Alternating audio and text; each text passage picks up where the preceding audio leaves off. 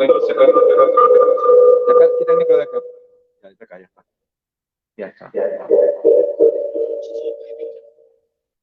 Es variado.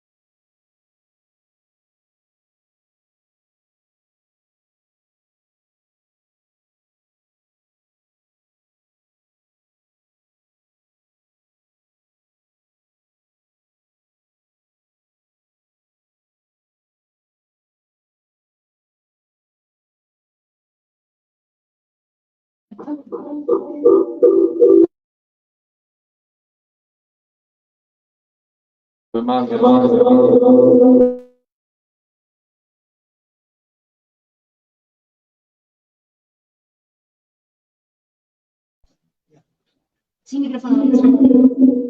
No lo has apagado, papi. Ya. Ok. A ver ahí. No. ¿Me escuchas? Se escucha el eco. ¿Ahora se escucha así, normal? 1, 2, 1, 2. 1, 2, 3. No, bájalo. Todo. Sí, porque solo necesitamos para el video. Sí. Ok. Ahora se escucha normal. Vamos. Sí. 3, 2, 1. Hola, ¿cómo estás? Te doy la bienvenida a esta primera Start Labs, una iniciativa de la Fundación Cuyayqui con el objetivo de incentivar lo que es la ciencia, tecnología y las artes en los jóvenes de nuestro Andes. También doy la bienvenida a todos nuestros invitados. Gracias por venir, gracias por su asistencia. Y pues, empezando ya esta primera Start Labs, doy pase a Gina para que nos hable un poquito de qué es Cuyayqui. Well, first of all, I want to give a welcome in English. We're very happy to have this initiative starting here in Jauja.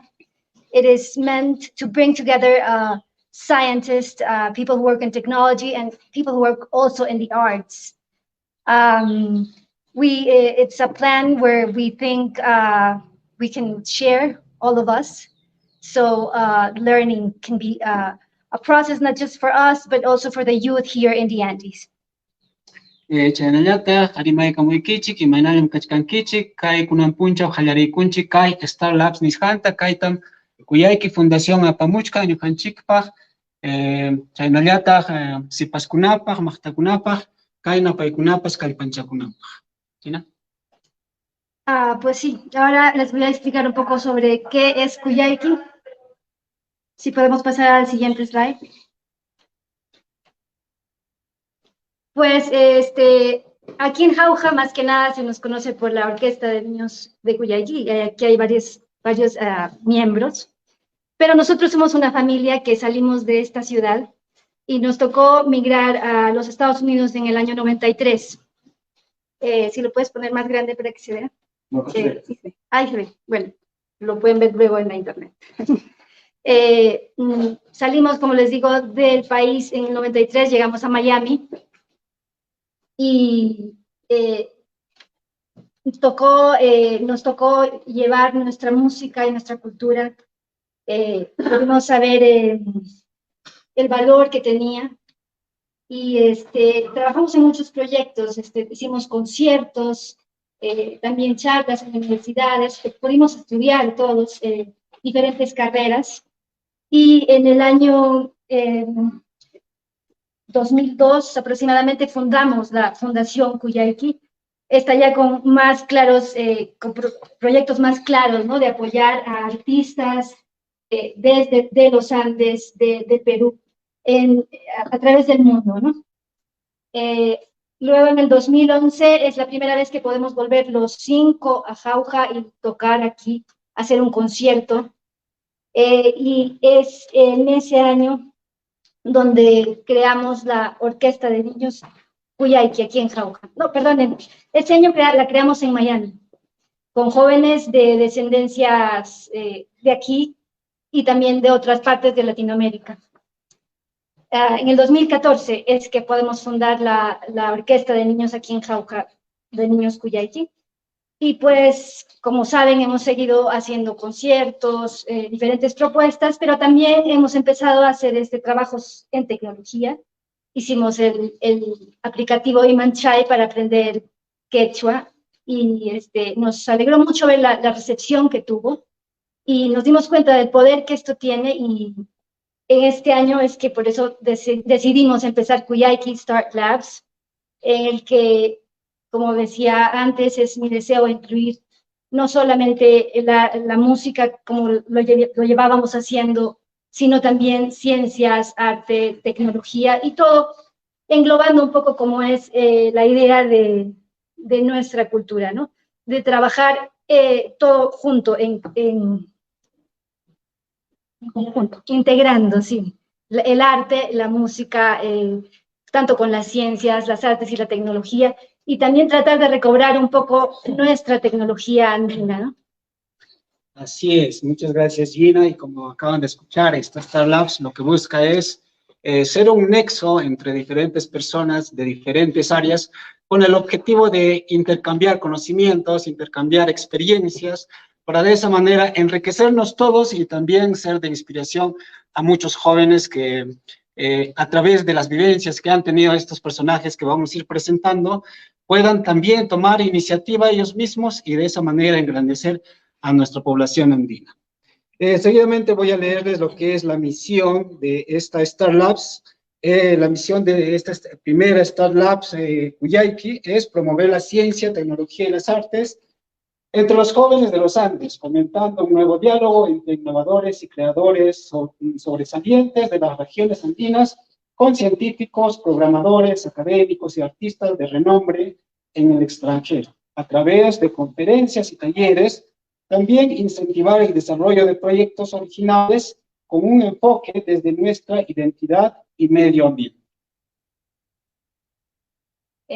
So I will say it in English now. Our mission is to promote science, technology, and the arts among youth in the Andes, fostering a new dialogue between outstanding creators and innovators from Andean regions and renowned scientists, programmers, and artists from abroad, through conferences and workshops, also promoting the development of original projects with an emphasis on our identity and our environment. Chaynallata kay imapaqta kay hallarisqan Star Labs ruwachkanchik, kay pachayananmi kay hamutayta, saqri ruraykunata, hinaspa kapchiykunata, antipi kaq maqtakunaman, sipaskunaman riqsichinapaq, rimanakuyta apamuspa amawtakunata, kamaqkunata, hinaspa huk suyukunamanta kaq ancha riqsisqa kapchiqkunata, tupanaykachispa. Chaynallataq allin musuq ruraykunata puririchinanpaq, yanapayninwan. Chaynallataq musuq ruraykunata kallpanchanapaq imaynam kasqanchikta hinaspa mama pachanchikta yupaychanapaq. Gracias, Rubén. Ahora queremos presentar a Benjamín Ordóñez, está aquí con nosotros, él es miembro de nuestra orquesta también, y a la vez es agricultor, científico y ha venido desarrollando una vivienda autosostenible donde él vive y nos va a explicar un poco sobre los proyectos en los que él ha trabajado y proyectos de Cuyayqui en tecnología. Bienvenido. Muchas gracias. Me gustaría pasar adelante. Creo que es un poco más interactivo. Ok.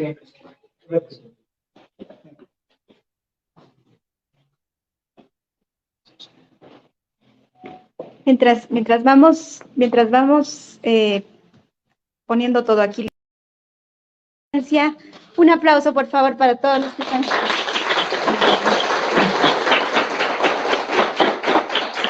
Muchas gracias por venir. Muy bien. Mi nombre es Benjamín Ordóñez y yo pertenezco a la Fundación Cuyayqui desde el año 2016. Yo ingresé tocando la guitarra y me fui desarrollando a la par la parte artística, la parte cultural, incluso en valores aquí con Cuyayqui. El día de hoy vengo a hablarles sobre Cuyayqui Star Labs. Como se mencionó, yo vivo en Mantaro, y en Mantaro yo tengo una casa, o la casa de mis padres, que es totalmente autosostenible. usamos paneles solares para la energía y tenemos un puquio cercano donde reciclamos el agua, por lo cual no necesitamos casi electrocentros, EDAPAL u otras instituciones para nosotros subsistir.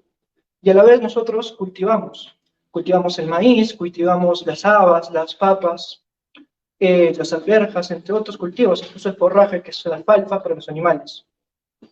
Todos estos cultivos están arraigados en nuestra cultura. Desde tiempos inmemorables, nuestras raíces incas, nuestras raíces hausas, huancas, les han usado para subsistir. Quiero hacer una pregunta, y quiero que levanten la mano. Si ustedes sienten que con una canción, quizá con una tonaltada, con un guay, una mulisa, se les cambia el estado de ánimo, quizá alegre, triste y viceversa, o alguna sensación. ¿Quién me levanta la mano? ¿Sí? ¿Por ahí? Muy bien. La música es un agente que interviene en sus emociones. Y dentro de nuestra cultura mucho más aún, ya que representa el sentir de nuestra gente, las actividades diarias que éstas realizan. Tenemos, por ejemplo, La Tropa de Cáceres, una canción compuesta en este tiempo en el que existía la invasión chilena, con nuestro general Andrés Sabino Cáceres, el famoso Brujo de los Andes. Es una marcha, ¿no? Me gustaría quizá interpretarla. A ver si podemos escuchar un poco. Un momento.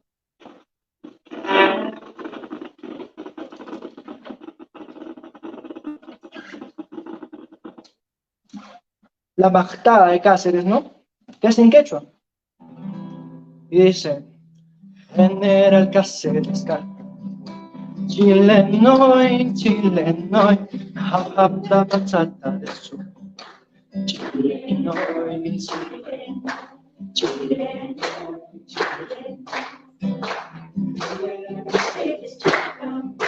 Chilenoy, Chilenoy, Jajapta Patzata.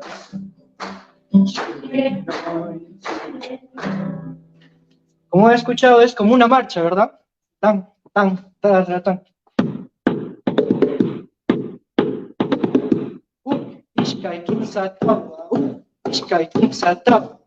Entonces, con este pequeño ejemplo podemos ver que la música también nos transmite todas las emociones, el servicio, el deber, defender nuestro territorio.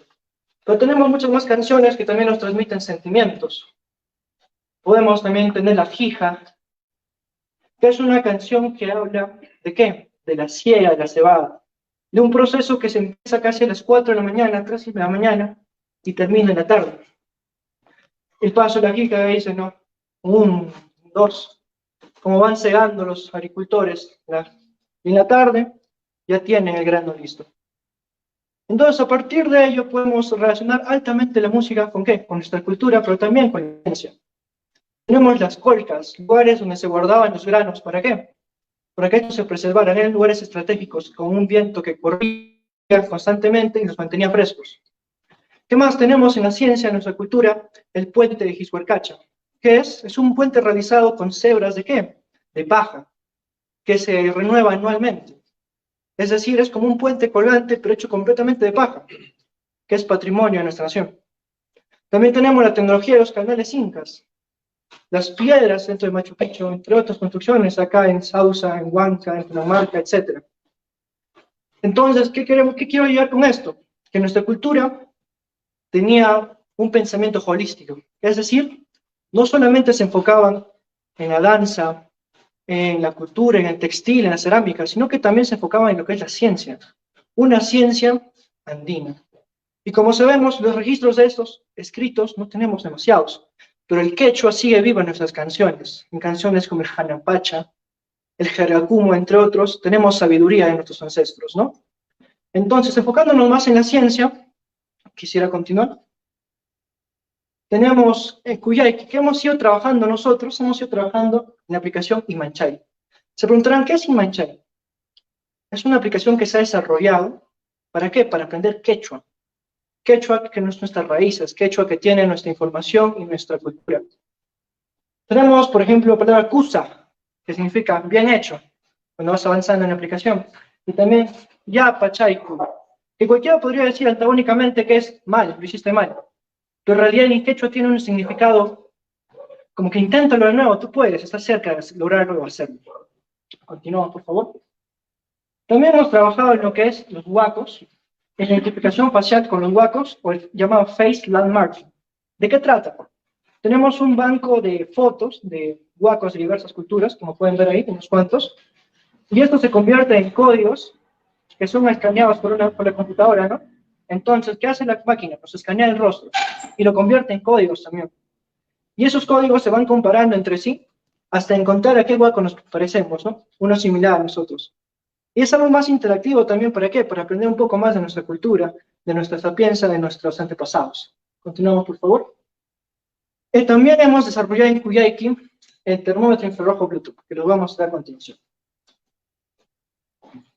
Como sabemos, hemos estado atravesando por la coyuntura de pandemia, y debido a ello, a inicios de nuestra primera, segunda ola, los termómetros estaban carísimos.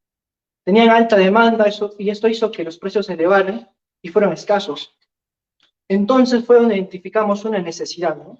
¿Cómo hacemos para tener estos termómetros al alcance de nosotros? Y fue ahí que hablamos con José Hurtado, con su primo, Julio Pineda, perdón, que es dentista. Entonces él me decía, yo tengo mi consultorio médico y manejo alrededor de 50 o 60 personas diarias, pero yo necesito saber cuántas de esas personas están contagiadas, a qué me estoy exponiendo, ¿no? Entonces realizamos este proyecto, ¿no? Empezamos a investigar sobre los sensores, sobre el microcontrolador, las baterías, etc. Y llegamos a este prototipo, ¿no? Esto está en la etapa del prototipo 1, lo pueden ver, ¿eh? Voy a pedir 2 voluntarios, por favor, que puedan acercarse al público. ¿Sí? Uno por aquí, por allá. Ya, a ver, 2 voluntarios. Muy bien. Entonces vamos a hacer lo siguiente. Estaba explicando también que ese termómetro, a diferencia de los que hay en el mercado, se le implementó la funcionalidad Bluetooth. Es decir, se mejoró lo que ya existía, ¿no? Se desarrolló una aplicación para obtener los datos en tiempo real que se encuentra en el termómetro. Entonces, para ello, el plan era este, ¿no? Voy a poner su por favor, cerca del termómetro. Muy bien. Un poquito más. Y ahí empieza a marcar la temperatura. Y la persona que controla puede estar por acá y va recepcionando los datos a 10, 15, 20 metros de distancia y no se expone, sería un contagio, ¿verdad? Y esto es la temperatura corporal de esta persona. Pero a su vez, ese termómetro tiene una sensibilidad de hasta 180 grados centígrados Celsius y menos 40 grados centígrados también. Entonces vamos a hacer esa prueba también aquí. Aquí tenemos en un recipiente de hielo, frío, y acá tenemos una vela.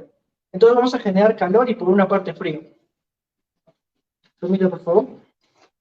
Vamos a encender.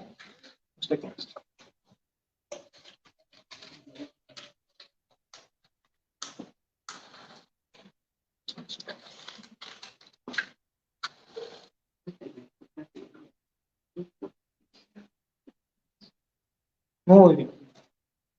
Entonces, vamos a hacer lo siguiente.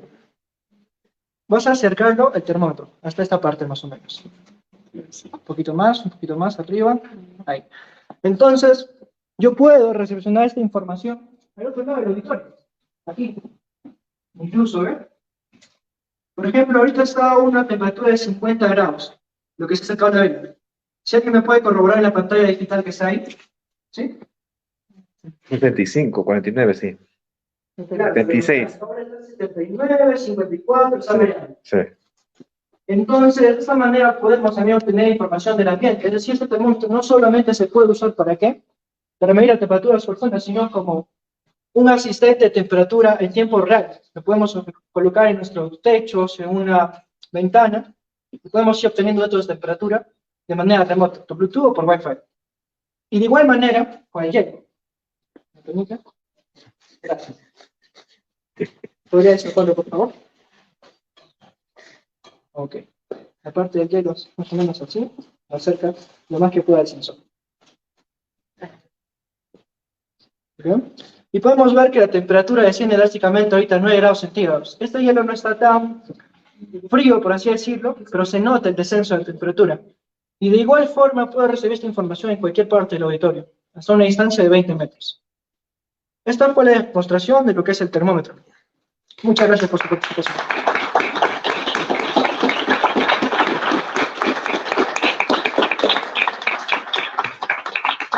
Ahora vamos a continuar con las diapositivas que nos tenemos.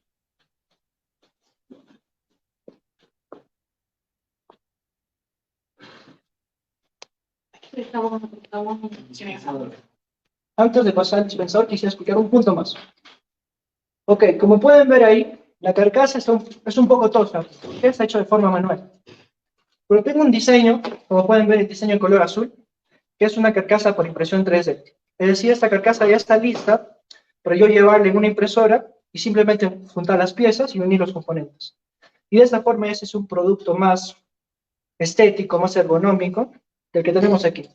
Que es un prototipo, no está mal, justamente es un prototipo, pero es funcional, es lo de bueno. Ahora sí podemos continuar. Y también por la parte de financiación, estos proyectos no hubiesen sido posibles si no fuera por Julio Pineda, como le iba mencionando, y por una colaboradora más de José Hurtado, que está aquí. Muchas gracias por el financiamiento que nos han brindado. Con esto ha sido posible. Muchas gracias.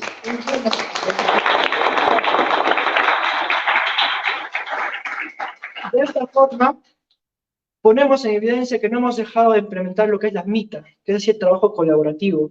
El yo te ayudo, tú me ayudas, nos apoyamos y progresamos. Eso es lo bonito de nuestra gente, que no somos envidiosos, nos gusta apoyarnos entre nosotros. Y es solamente así que conseguimos el progreso. Ahora sí podemos continuar. Aquí tenemos un proyecto más que no lo he traído en forma física, pero lo pueden ver ahí. Es un dispensador de jabón gel y alcohol. ¿Cuál era la funcionalidad de este dispositivo?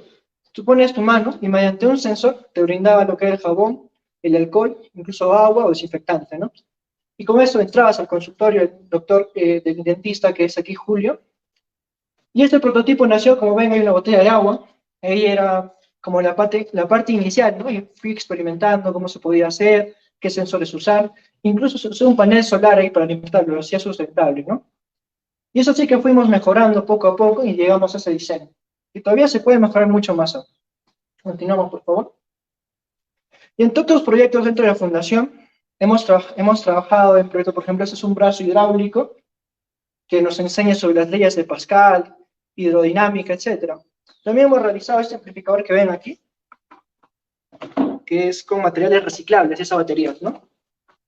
Que lo hemos realizado con Raúl, no sé si se encuentra presente. Raúlito.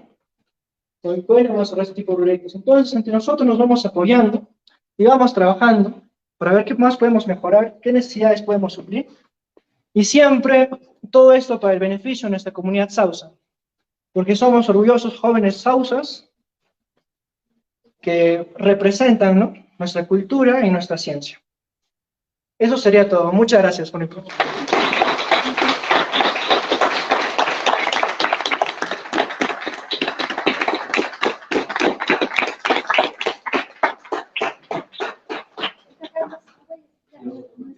Agradecemos a Benjamín por esa elocuente e interactiva presentación. Nos ha impresionado los trabajos que está haciendo. Y pues muchas gracias a él. Y como se van dando cuenta, esas acciones que ellos realizan nos inspiran a hacer nosotros también, de repente, ideas que tenemos en la cabeza. Seguidamente vamos a tener la participación de Carlos Argüelles. Él es un investigador. Él está investigando lo que son los neutrinos. Este es un nuevo tipo de partículas que millones atraviesan, a veces sin que nosotros lo sepamos. Pero lo tenemos aquí. ¿No está? Se va a conectar pronto. Bueno. Muy bien, entonces en lo que esperamos a que Carlos se presente, vamos a continuar con nuestro siguiente invitado. ¿Sí? Entonces invitamos a Carlos. Carlos, te damos la bienvenida. Adelante con tu exposición. Un gusto estar con ustedes a la distancia y gracias por la invitación. ¿Se me pueden escuchar? ¿Sí?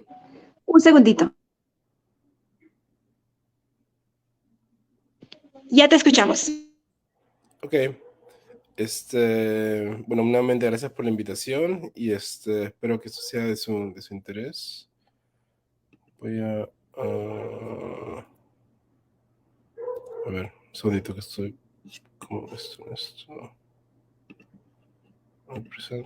Te escuchamos bien, Carlos, solo estábamos trabajando la imagen. Gracias. Ok. Ahora sí, continúa, por favor.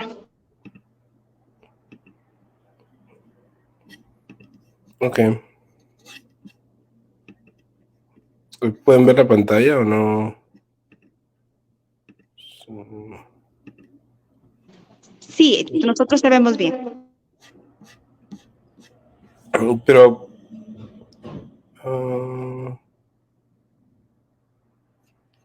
pero no ven las slides que estoy tratando de compartir. Es que seguro se demora un poquito. Demora un poquito. Sí, demora un poquito en cargar, pero ya está cargando.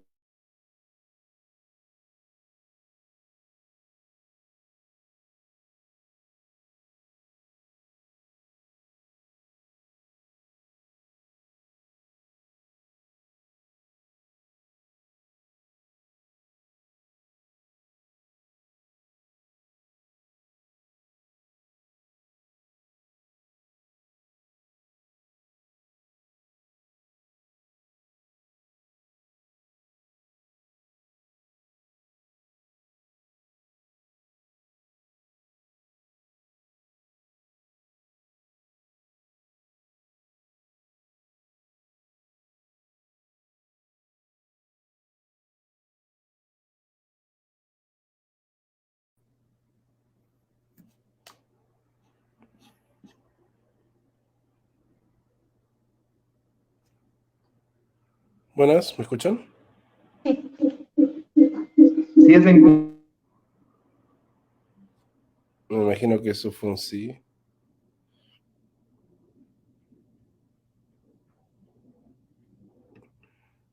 Ok. Esto de aquí.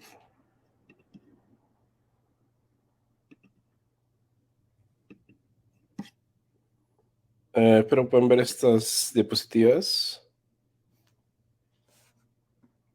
Sí, sí ven las Ahora diapositivas. sí tenemos los slides. Gracias, Carlos, perdón. Gracias. Perdonen a todos. Muchas gracias, Carlos. Y disculpas por la confusión. Bueno, nuevamente gracias por la invitación y hoy día quisiera contarles un poco de mi trabajo y de lo que yo hago y lo que me interesa hacer aquí en la física, ¿no? Yo trabajo en la física fundamental y quería contarles un poco lo que hago. Y para eso quisiera empezar pensando en de qué es lo que está compuesto el universo, y el mundo en general está compuesto de elementos simples. Por ejemplo, ustedes están conformados por células y a su vez esas células están compuestas por moléculas y las moléculas están hechas de átomos. Y los átomos son como estos sistemas orbitales donde tienen electrones y protones y neutrones, los protones y neutrones en el centro del átomo y los electrones alrededor del átomo. Pueden darse cuenta que esta es una escalera de tamaño. Empezamos con nosotros, que somos entes macroscópicos, y vamos reduciendo en tamaño hasta lo más diminuto. Entonces la pregunta es, si esta escalafón cada vez vemos cosas más sencillas, ¿cuál es el último escalafón de esa escalera? ¿Y cuáles son los elementos más fundamentales que componen nuestro universo? Esas son las preguntas que quiero tratar de responder y son las que guían mi investigación. Entonces la física de partículas, que es lo que yo trabajo, trata de entender cuáles son las piezas fundamentales, indivisibles de la naturaleza y cómo estas se conectan unas con otras. O sea, son los legos de lo que están compuestos los átomos en sí y de lo que está hecho a su vez todas las cosas. Entonces entender las componentes más fundamentales de la naturaleza nos puede dar una idea de cómo es que las cosas más grandes pueden surgir, en una especie de visión constructivista, ¿no? De poquito y en hacer algo más grande. ¿Cuáles son estos elementos fundamentales?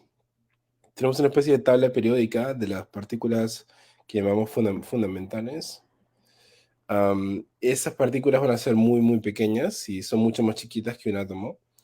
Entonces, en la escala que pueden ver acá a la derecha, si tienes un átomo que fuera un tamaño, digamos, 1, que es más o menos como 10 a la menos 10 metros, los protones y neutrones en el núcleo del átomo sería una 10.000ésima del tamaño del átomo, a 1 en 100.000 sería el tamaño de un protón, y sabemos que ese protón a su vez está compuesto de partículas que se denominan quarks, que es una en 1.000.000 de veces el tamaño del átomo, perdón.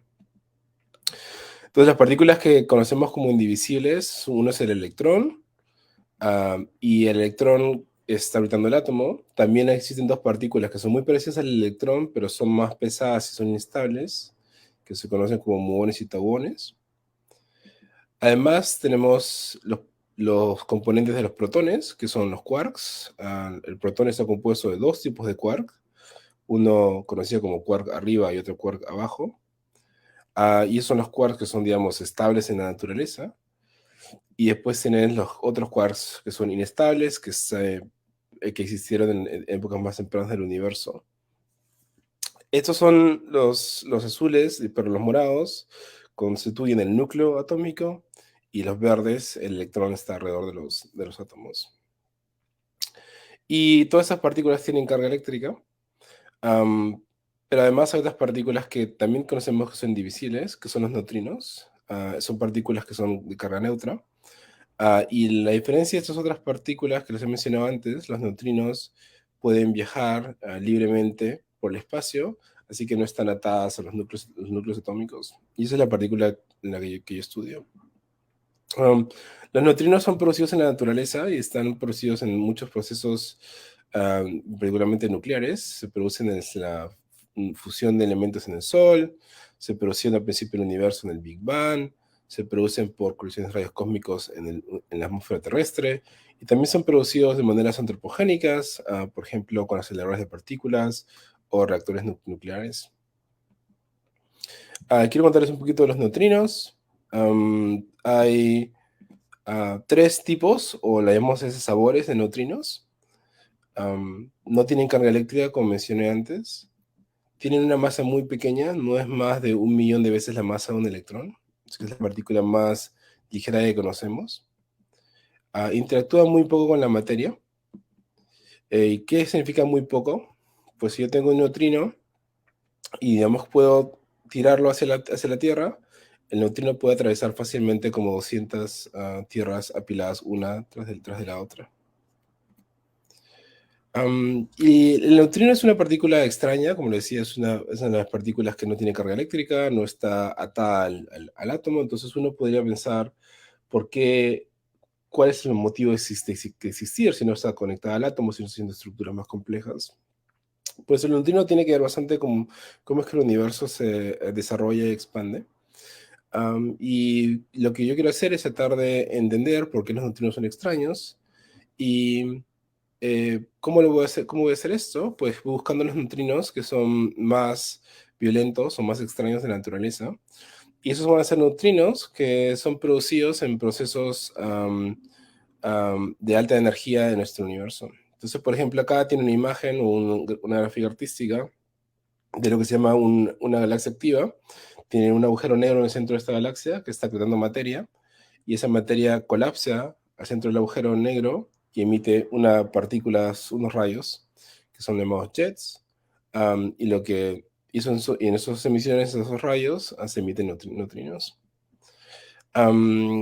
Yo soy uno de muchos cazadores de neutrinos y les voy a contar un experimento que tenemos en el Polo Sur, que es financiado por la Agencia Nacional de Ciencia de Estados Unidos.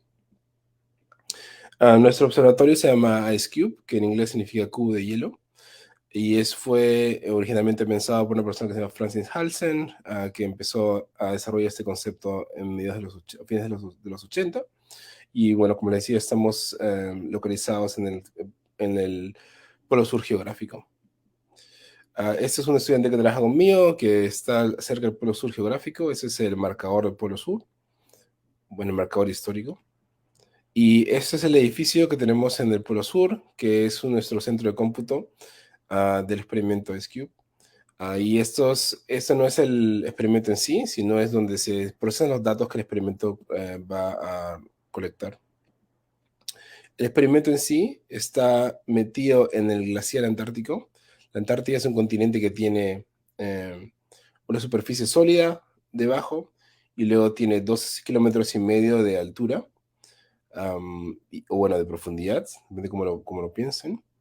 Y lo que hemos hecho es más o menos 1,5 kilómetros dentro del glaciar antártico. Hemos puesto una serie de sensores que pueden observar luz muy tenue producida en interacciones de partículas en el hielo. Estos sensores están organizados en en líneas, y cada línea tiene 60 sensores, y cada sensor está especiado más o menos 17 metros. En total es 1 kilómetro cúbico de hielo antártico que ha sido instrumentado con sensores, esencialmente son cámaras que pueden ver luz.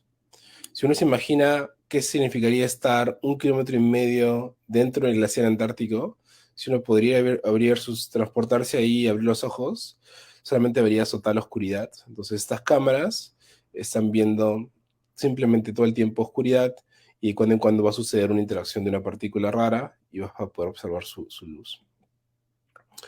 La manera en que se construye ese detector es usando taladros de hielo, taladros de agua. Primero se pone una sonda que tiene un peso para guiar el hueco, y luego se introduce un taladro de alta presión y agua caliente. Ese taladro luego tiene que producir un hueco de más o menos 2 kilómetros de profundidad, 2 kilómetros y medio de profundidad, y un poco más de 1 metro de ancho. Las partículas que son producidas por los neutrinos cuando interactúan estos con el hielo, producen luz. Y lo que están viendo ustedes aquí es las partículas de luz producidas por una partícula de alta energía que atraviesa el hielo. El color aquí indica el tiempo de la emisión, o sea, rojo es el principio de la emisión y azul es el final. Están viendo cómo esta partícula, al atravesar el hielo, emite estos especie de pelitos. Esos pelitos son partículas de luz. Esas partículas de luz eventualmente golpearían los sensores del detector y veríamos esta trayectoria. Entonces lo que vemos, esto es nuestro observatorio, esta es la Antártica, este es el Torre Eiffel para comparación.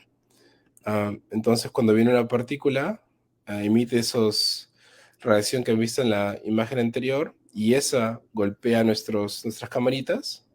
Ya que has indicado los golpes con las cámaras con esos círculos de colores, y esa información sube por las líneas y luego se recolecta en la estación de arriba. Así es como se ven esos eventos. Acá las líneas verticales son las líneas de sensores, y los puntos que tienen color son sensores que han visto luz.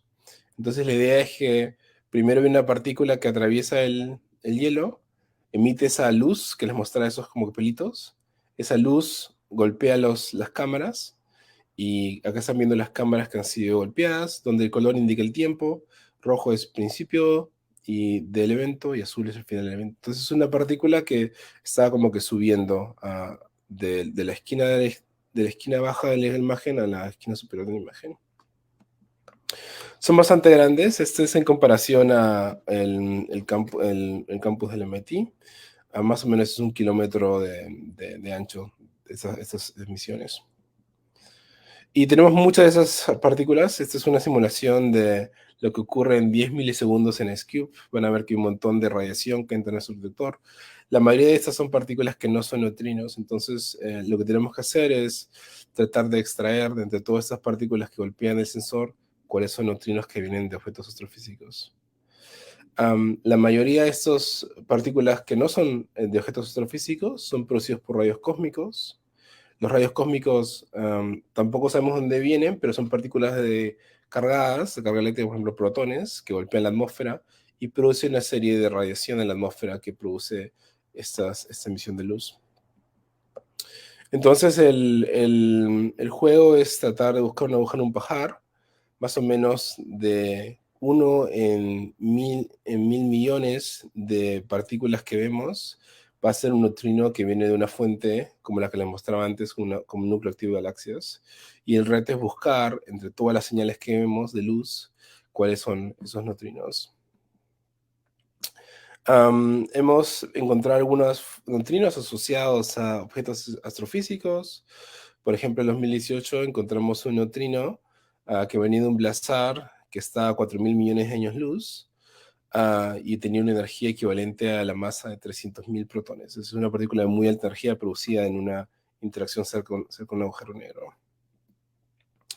Y un poco terminando esta parte, el experimento IceCube es una manera nueva de ver el universo, ¿no? Es una manera en cómo nosotros, usando el hielo antártico, podemos ver las partículas neutras que se producen en el universo. Y esta es una de las 3 maneras en que tenemos de entender nuestro universo, como lo muestra este ventanal. A la izquierda tienen el experimento SCUBE que les estaba hablando, y luego al centro tienen ondas gravitacionales. Hay un experimento que se llama LIGO en Estados Unidos, y un experimento que se llama Virgo en Italia, que pueden mirar las deflexiones del espacio-tiempo para mirar cómo es que la fusión de agujeros negros produce deflexiones espaciotemporales. Y luego puedes ver el universo como siempre lo hemos visto desde la antigüedad, con nuestros ojos, con telescopios y con satélites que ven luz, ¿no? Y todas estas maneras nos dan información complementaria de esos objetos que abundan en nuestro universo. Y eso es todo lo que les quería contar de IceCube y de lo que yo hago. Y quisiera ver si es que hay preguntas. Pues no sé,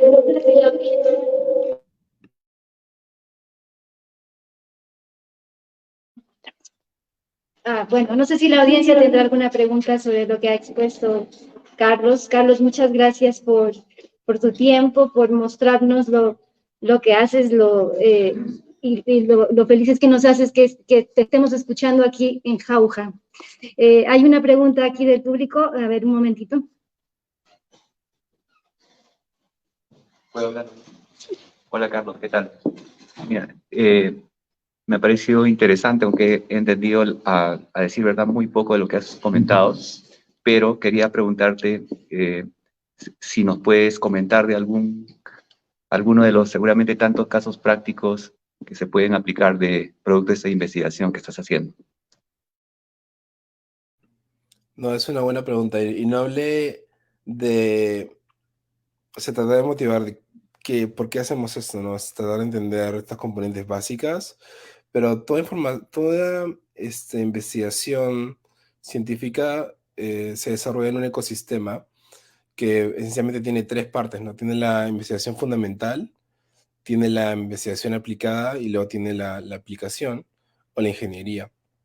Y esas 3 ramas de ese ecosistema todas viven unas con el otro, en ese sentido son mutuamente, se refuerzan mutuamente. Nosotros al estudiar los neutrinos no obtenemos ninguna aplicación práctica con los neutrinos en sí mismos. Es como estudiar materia oscura, simplemente lo está estudiando para entender qué es lo que esas partículas hacen o qué son. Pero al estudiarlos, sí desarrollamos tecnología que luego puede tener otras aplicaciones. O sea, el ejemplo más clásico de esto es el uso de técnicas computacionales para poder analizar gran cantidad de datos. Más o menos al día se ven como 10 a la 9, o sea, 1.000 millones de eventos que se ven en SCUBE. Así que de esos tenemos que procesar esa data y para ello desarrollamos tecnologías o tecnologías de cómputo que nos permiten desarrollar o procesar gran cantidad de datos. Esas mismas tecnologías después se pueden usar para otras cosas y se usan, por ejemplo, en compañías como Google y Facebook para hacer análisis de datos. Y bueno, también desarrollamos tecnologías computacionales en no solamente computadoras clásicas, sino también computadoras cuánticas. Las computadoras cuánticas, en vez de usar estados binarios como ceros y unos, usan estados cuánticos que se llaman qubits, que pueden estar en una superposición de ceros y unos. Y es una tecnología computacional nueva que esperamos que en 10 o 15 años empiece a ser bullante. Así que esencialmente las cosas que obtenemos para la sociedad de nuestro experimento es nuevas técnicas de reconstrucción de imagen y procesamiento de datos, así como desarrollamos sensores que, por ejemplo, estos sensores que hemos puesto en la Antártica tienen que poder tomar datos a temperaturas muy bajas y altas presiones. Entonces la ingeniería del desarrollo de esos sensores también es algo que se devuelve a la sociedad. Y muchas gracias por tu pregunta. Gracias, Carlos. ¿Hay una pregunta más? Hola, Carlos. Yo quería preguntar, porque este evento lo estamos haciendo para también los jóvenes de aquí, de los Andes, y la interacción con la ciencia. ¿Qué retos has encontrado tú para, cómo llega, mejor dicho, un muchacho que nos está escuchando o que está aquí en la audiencia a estudiar física y llegar a Harvard? Ok, yo creo que ahora la accesibilidad de la ciencia ha incrementado muchísimo, muchísimo. Hay muchos recursos online para poder interactuar con científicos. Por ejemplo, hay clases online que uno puede llevar y libros en PDF que uno podría leer. Yo creo que es importante tratar de vincularse con las universidades locales. Yo estuve hace no mucho, en septiembre, estuve en Arequipa tratando de ver la construcción de un observatorio de neutrinos en el Valle del Colca. Y en esa visita estamos hablando con la gente de la Universidad de Arequipa, la UNSA, y habían científicos, habían profesores, pero también habían jóvenes que recién empezaron su carrera, o chicos que están terminando el colegio, ¿no? Que están preguntando sobre este tipo de eventos. Y yo creo que acercarse más a los departamentos de ciencia e ingeniería, inclusive tratar de ir al departamento de física, es un buen primer lugar. O sea, creo que la gente, hay buenos científicos en el Perú, con los cuales uno puede empezar a cosechar esa conexión. Y me acuerdo cuando yo mismo terminé el colegio, no sabía qué iba a hacer exactamente mi carrera y pensaba en hacer ciencia o matemática, física, algo así, pero mi papá me decía, no, pero ¿qué vas a trabajar? ¿Qué vas a hacer? Y bueno, lo que hice fue acercarme a la universidad y preguntar a la gente. Y creo que la gente está siempre muy feliz de compartir lo que están investigando y desarrollando. Gracias, gracias. Hay una pregunta más. Candy está yendo para...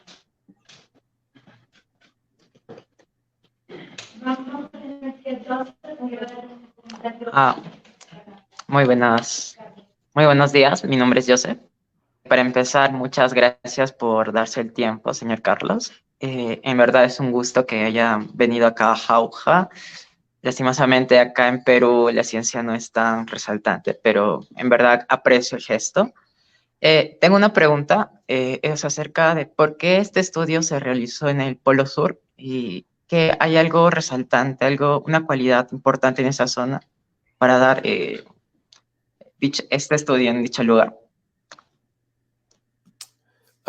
Sí, o sea, necesitas tener lugares que tengan poca actividad humana y eso ya te restringe a ciertos puntos, pero necesitas lugares donde haya medios que sean transparentes a la luz. Puedes usar el agua, y hay experimentos que se están construyendo en el Mediterráneo, por ejemplo, o en unos lagos de alta profundidad, como el lago Baikal en Rusia. Pero el hielo antártico es muy especial, es uno de los materiales más transparentes que tenemos conocimiento que sean naturales.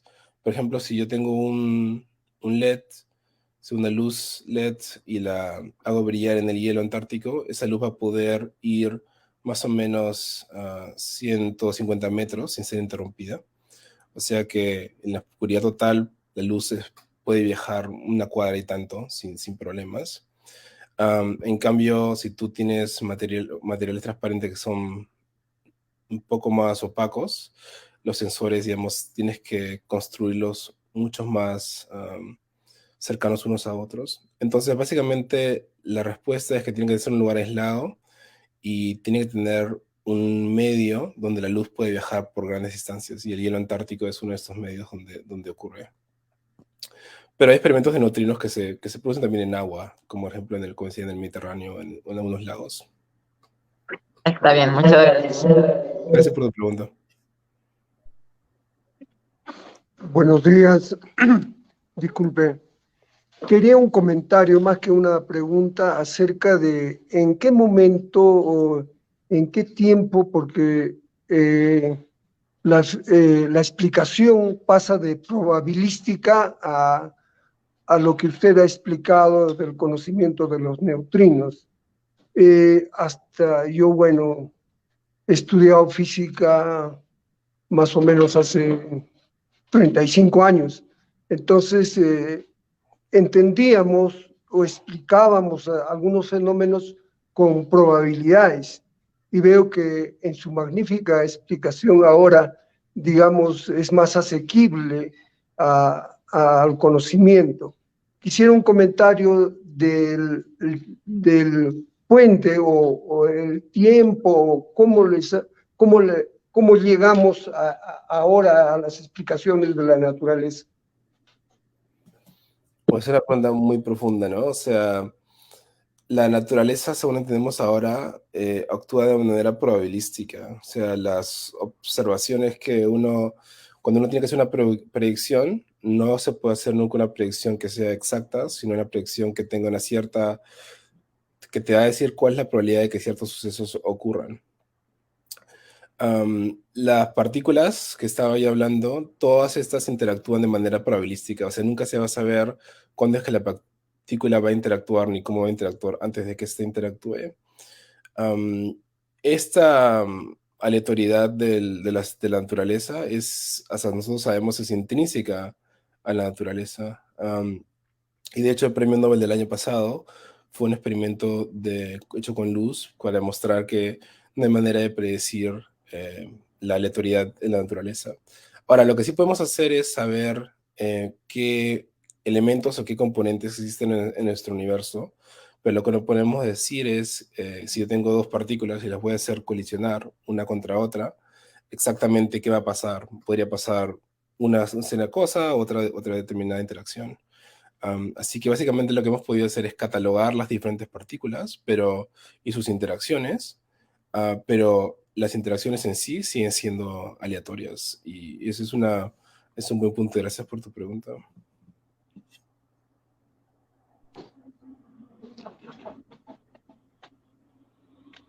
Sí. ¿Qué tal, Carlos? De verdad, excelente tu exposición. Igual que Hugo, quizá no haya entendido mucho, pero algo que sí capté es hablaste sobre la ingeniería cuántica, ¿ya? Actualmente se habla mucho de la computación cuántica y no sé qué tanto está relacionado con lo que tú haces. Esa es mi pregunta. Y la segunda es una petición, ¿no? Viendo jóvenes acá, me gustaría que les hables un poquito de qué se trata la ingeniería cuántica y la cual se va a desarrollar. Sabemos que todavía está incipiente, pero se sigue desarrollando y sabemos que en el futuro los jóvenes ya tienen que mirar a otro tipo de profesiones, ¿no? Las profesiones del futuro que tienen que ver mucho con la tecnología, la ingeniería cuántica, etcétera, ¿no? Si nos explicas un poquito y sobre todo a los jóvenes para que en algún momento puedan de repente inclinarse por este tipo de ingenierías, te lo agradecería. Sí, la pregunta, pero yo creo que es muy emocionante esta nueva era de la computación cuántica que está empezando. Cuando yo empecé a hacer física, ya hace más de 10 años, no había tanta computación cuántica, pero la computación cuántica está empezando a tener primeros resultados que son interesantes, y por ese motivo, en mi equipo de trabajo, nosotros estamos teniendo algunos cuantos proyectos donde tratamos de entender cómo es que la computación cuántica puede usarse para hacer procesamiento de datos o almacenar información. Actualmente ya existen computadores cuánticos de uso libre. Por ejemplo, la IBM tiene unas computadoras que se llama IBM Q, que puede uno usarlas remotamente.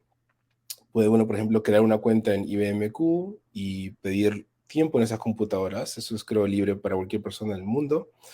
Y uno puede escribir pequeños programas que lo que hacen estos programas esencialmente es manipulan los sistemas cuánticos que están dentro de estas computadoras para hacer cálculos sencillos. Esos sistemas de IBM públicos se están usando ya para enseñar computación cuántica a las nuevas generaciones. Al menos aquí en Harvard hay unas cuantas clases donde los chicos y chicas empiezan a trabajar con estos computadores. Ahora, la computación cuántica es todavía una ciencia o una ingeniería que está todavía en primeros principios. Los computadores que tenemos actualmente, los más grandes tienen hasta 120 y tantos qubits, que todavía no es suficiente para hacer cualquier cálculo que tú quisieras hacer. Pero yo creo que entre 10 a 15 años probablemente sea una tecnología que domine la computación. O sea, va a ser una transición entre como antes teníamos las primeras computadoras que existieran, pues eran unos sistemas enormes que tomaban cuartos enteros. Esencialmente, ese es el momento actual de la computación cuántica. Las computadoras cuánticas son aparatos inmensos que ocupan cuartos enteros, pero como la computación normal es probable que en el tiempo eso empiece a reducirse. Y similarmente como la pregunta que me hizo otra persona sobre cómo conectarse con la física, yo les recomendaría que también vean los recursos que tiene IBM, por ejemplo, en computación cuántica. Ya ellos tienen unos programas de aprendizaje y primeros algoritmos con computadores cuánticos. Ahora, para la otra pregunta es, ¿qué es lo que hago yo en mi grupo de computadoras cuánticas? Nosotros hacemos dos tipos de algoritmos con esas computadoras actualmente. Uno es compresión de datos. Tenemos información o data que es clásica, que está siendo obtenida por nuestro detector. Y lo que queremos hacer es comprimirla del mínimo número de qubits posibles. Y para un sentido de escala, si tú tienes una computadora normal, estamos hablando de que tienes gigabytes o terabytes de disco de espacio. En una computadora cuántica tienes qubits y podemos en más o menos 16 o 17 qubits podemos ya tener suficiente espacio para almacenar toda la información que hay en Google esencialmente. Entonces eso te está diciendo que la capacidad de información que puedes almacenar por qubit o por la correlación entre qubits es bastante alta. Entonces nosotros trabajamos con sistemas de más o menos 8 qubits y con 8 qubits podemos agarrar más o menos 1 megabit de datos y ponerlos en un computador cuántico. Y luego que la ponemos en el computador cuántico, lo que hacemos es tratar de hacer un procesamiento de datos que separa los datos entre datos que son inútiles, que son esencialmente ruido de fondo, y datos que son como señal. Y eso lo hacemos con los algoritmos de búsqueda en esos sistemas cuánticos. Pero bueno, en todo caso, me parece muy emocionante y creo que es un buen momento para empezar a ver esto, pues es una ciencia naciente y los recursos en línea están bastante bien para ver esto. Muchas gracias, Carlos. Tenemos una pregunta más de uno de los jóvenes justamente de Cuyaiki. Muy buen día, señor Carlos. Tenía una pregunta y también disculpe que me desvíe del tema principal de lo que ha expuesto, aunque va un poco relacionado. Va en general lo que es el tema de la energía más que nada en todo el Perú, ya que a pesar de que se cuestione mucho que la energía nuclear sea, bueno, muchas posiciones, sigue siendo la más limpia y hablando en el caso del Perú, es uno de los países que tiene o que su sistema de energía está basado en lo que es energía renovable, hidráulica y solar. En casi todo el Perú se usa de esa manera, pero recientemente ha habido propuestas a lo que ya es una planta nuclear. ¿Qué tanto podría ayudar al ambiente nacional acá más o menos? Que quisiera escuchar una respuesta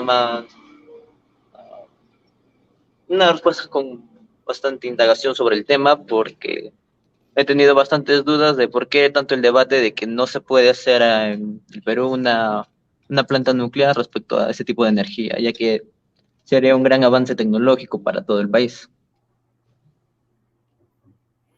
Yo creo que es una buena idea tener plantas nucleares en general, porque como dices tú, es una energía que ahora es bastante segura y es limpia. No estoy muy enterado de cuáles han sido las propuestas para tener plantas nucleares en el Perú, pero me imagino que el problema es un problema de recursos y de dinero, ¿no? Es bastante caro construir estas plantas. Y lo otro es que tienes que tener un cierto número de ingenieros nucleares y de nivel de ingeniería para poder hacer este tipo de cosas, ¿no? Entonces es un problema esencialmente, me imagino, de cuánta gente sabe ingeniería nuclear en el país y cuánta inversión se tiene que hacer para eso, comparado a otras cosas que ya se manejan. Yo creo que el Perú, según recuerdo correctamente, hay bastante contenido de uranio en las montañas, ¿no? Entonces, deberíamos poder hacer algo con esto, pero la ingeniería es la dificultad en este tipo de cosas. La física nuclear es algo que ya se entiende bastante bien. Así que yo creo que es más un problema de ingeniería y de política local que de física.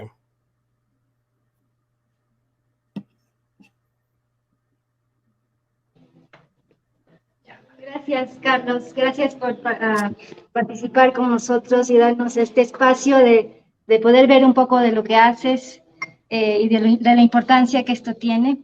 Te esperamos con suerte la próxima en Jauja, como decimos desde Boston University hasta Jauja, de Harvard, perdón. Y también se van a despedir aquí todos, bueno, los tres que estamos aquí. Carlos, anyanchakuiki chay yachachiwas hayki kumanta, suyayki kukay hamunaykipaj, anyanchakuiki. En nombre de los jóvenes de aquí de Jauja, estamos muy agradecidos por su ponencia. Ciertamente no hemos captado al 100%, pero esto nos motiva justamente a que indagar e investigar por nuestra cuenta. Y también me voy a despedir en quechua, tupanantiscama, hasta que la vida nos vuelva a reencontrar. Gracias. Gracias.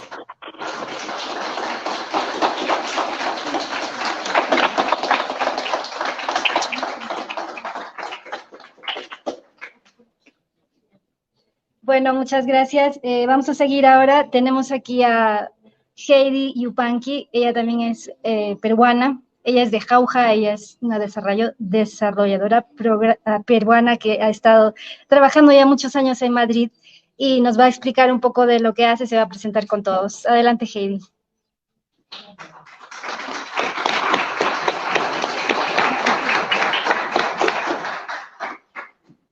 Bueno, buenos días con todos. Soy Heidi Yupanqui Bonilla, Heidi Milagros Yupanqui Bonilla. Nací en Jauja. Estudié en la primaria en el colegio El Carmen y luego la secundaria la terminé en San Vicente de Paúl. A los 17 años migré a Lima para poder estudiar la carrera profesional. Estudié Ingeniería de Sistemas en la Universidad Femenina del Sagrado Corazón. Estuve trabajando en Lima cerca de 3 o 4 años y luego decidí migrar a España. Se presentó una oportunidad laboral y aunque al inicio me costó bastante tomar la decisión, lo hice. Mi idea inicial fue irme por unos 2 años, pero ya llevo 15. Desde el inicio en España he trabajado en consultoras informáticas. La verdad que en la primera estuve 2 años y medio y en la que actualmente trabajo llevo pues el resto de tiempo, ¿no? Más o menos 13 años. Sinceramente me costó bastante adecuarme a la cultura española, porque somos muy diferentes, aunque hablemos el mismo idioma. Al inicio no entendía muchas cosas, aunque digan que partimos de la misma lengua, pero es bastante distinta. No solo eso, sino el tema también de la cultura. Me costó también, creo que porque está ligado mucho a mi personalidad. Soy una persona que soy muy tímida y allí en España, pues yo creo que la mayoría de las personas, al menos es lo que es mi sensación, es bastante más abierta, más directa al decir las cosas, no se andan con rodeos. Y eso, la verdad que en el trabajo en el que yo me desempeño, es un punto muy importante. Entonces me costó mucho. Es verdad que mi carrera la he ido escalando en puestos poco a poco, pero creo que me han servido para consolidar mis cimientos y he llegado a un punto en el que me siento confortable y puedo desarrollarme bien, creo yo. Al menos es lo que me dice. Básicamente, mi experiencia está enfocada en desarrollo de proyectos informáticos. He trabajado muchos años desarrollando o gestionando proyectos en banca. He trabajado para bancos importantes de España, como por ejemplo el Banco Santander. que tiene, pues es el banco más importante de España, pero no solo tiene sedes en España, tiene sedes en Estados Unidos, en muchos países de la Unión Europea, y ahí estuve pues 7 años trabajando en el desarrollo de proyectos informáticos. Proyectos informáticos, para que puedan entender un poquito más, es, por ejemplo, estoy centrada en lo que es desarrollar software para el uso, ¿no? de las personas, y no solamente de las personas, por ejemplo, las apps que utilizamos ahora, sino también pues para las personas que trabajan en los bancos, para que puedan servir al público en general. Bueno, luego de Santander estuve trabajando en un banco de Francia, que tiene la sede en Holanda, y hace 3 años vengo trabajando en la EMA, que es la European Medicines Agency, que, bueno, pues es la agencia de medicinas de Europa, que se encarga de velar, o mejor dicho, gestionar a todos los países de la Unión Europea, para controlar, ¿no? El tema de las medicinas, de los que se pueden aplicar tanto a las personas como a los animales. Entonces, el proyecto del que yo estoy en este momento, lo que se encarga es de registrar los efectos adversos de todas las medicinas que se pueden aplicar a los animales. Por ejemplo, pues si Francia dice esta penicilina o esta, no sé, cualquier medicamento está provocando en estos animales, en gatos, en perros o lo que sea, estos efectos, lo que hacen es controlarlos para poder evitar que se apliquen en otros países, no solo de la Unión Europea, sino también de Estados Unidos y de otros países más.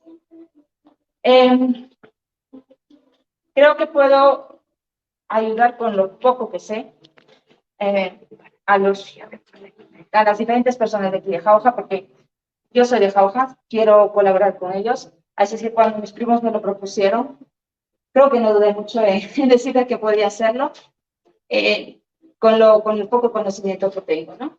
Y también como parte de los talleres que van a surgir de ahora en adelante, sí que veo algo interesante el poder explicar un poco más de lo que yo hago, porque esto es solo alto nivel, lo que estoy comentando, pero me gustaría compartir con los jóvenes, porque así como decía el ponente anterior, yo cuando terminé la universidad no sabía qué estudiar. Entonces, básicamente me centré en preguntar a mis familiares más cercanos, como por ejemplo a mi primo que está acá, que es Ruli, que pues él también es informático como yo, ¿qué era la informática? Porque no sabemos lo que es la informática. La informática puede ser desde establecer las redes, las comunicaciones, informática puede ser desarrollar software, informática puede ser el tema de la seguridad. Entonces sí que yo creo que podría aportar un poco, pues, compartir, ¿no? Con los chicos que salen de los colegios o que están en la secundaria, dándoles a conocer qué es lo que se hace, un poco más yendo a fondo de los temas que se ven en la informática, para que se puedan aclarar y si quieren, pues puedan estudiar eso. Y básicamente eso.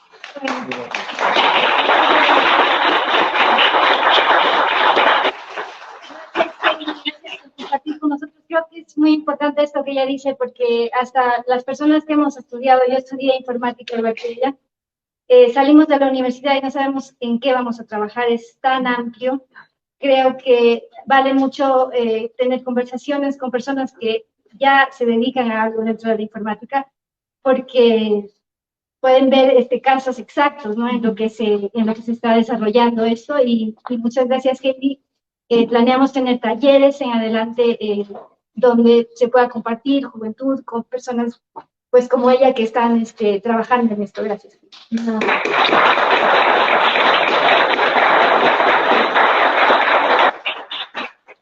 Gracias, Katie, por esa exposición y por enseñarnos, bueno, porque después nos vas a enseñar más de la informática. Gracias, Katie. También tenemos Vamos a tener un pequeño video de Omar Flores. Él es una persona que trabajó 5 años como científico, investigador.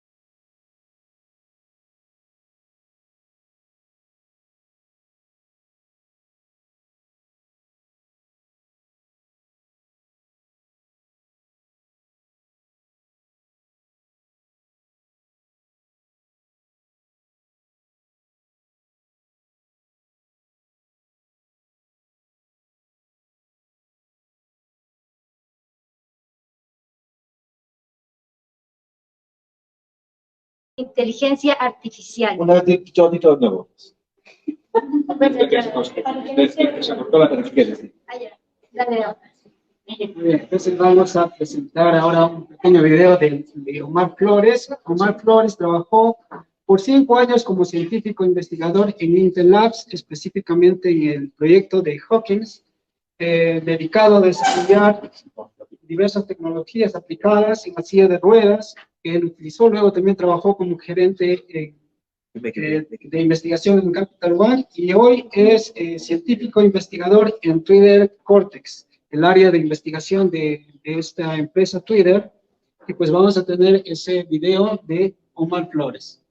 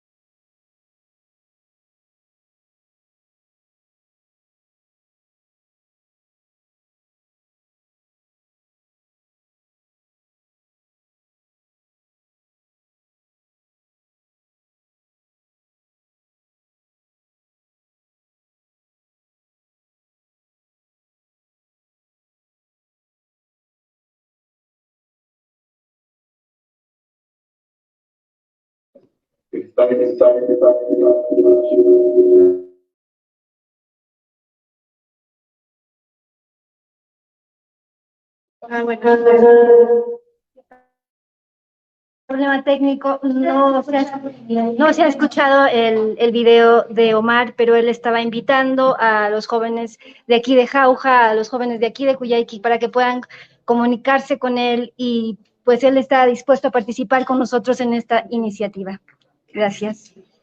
Vamos a seguir ahora con Milagros Melgar. Ella quería estar aquí, pero por la situación que está viviendo hoy día, estos días el Perú, pues no pudo llegar. Ella es de Puno, ella es una artista desde Puno. Ella es una realizadora audiovisual especializada en guión y animación y en stop motion. Ella ha estado trabajando con la juventud allá en Puno, y han realizado varios cortometrajes. Uno de ellos, por ejemplo, es Cora. Lo pueden ver, no se puede seguir adelante. Cora es un stop motion, acaban de terminarlo.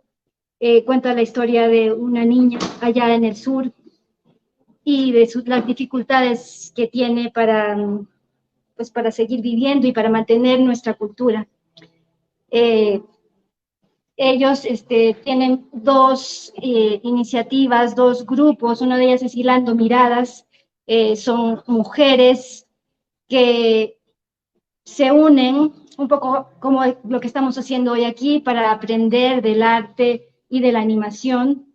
Igualmente tienen un equipo que se llama Ahayu, también son jóvenes que se juntan y hacen talleres entre ellos y aprenden sobre animación, cortometraje y lo valioso que es contar nuestras historias desde nuestro punto de vista y en nuestros idiomas. Mire, también vamos a tener la participación de los chicos de Xiao Rosé, están aquí.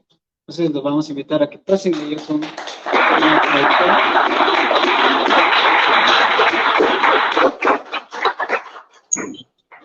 ellos son una productora independiente, hacen lo que son desde producción audiovisual, documentales y videos musicales, y han tenido reconocimiento nacional como también internacional por la New York Times por su trabajo con Renata Flores. Adelante, Juan Carlos. Juan Carlos.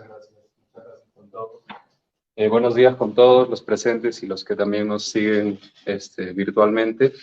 Mi nombre es Juan Carlos Toro, soy comunicador social y productor audiovisual de Xiao Rosé Producciones. Somos una productora audiovisual de Ayacucho, Perú, que tiene más de 5 años de trayectoria. Hemos estado trabajando desde videoclips, básicamente, videos publicitarios y también documentales. Esta productora está conformada principalmente por 4 personas, mi compañero Apolo que está ahí, Silvio La Rosa que también está dentro del público, y Brando Pardo, que, bueno, básicamente somos los 4 pilares de esta productora. Sin embargo, no somos los 4, porque justo creemos en esa concepción que la venimos fortaleciendo con la familia Cuyayqui, que es esto de trabajar en un ayllu, ¿no? En una comunidad, en una familia. Entonces, no somos los 4, tenemos personas que, dependiendo de los proyectos que requieran de otras áreas, que necesiten más manos, más cabezas, que puedan aportar, siempre tenemos personas que constantemente están con nosotros.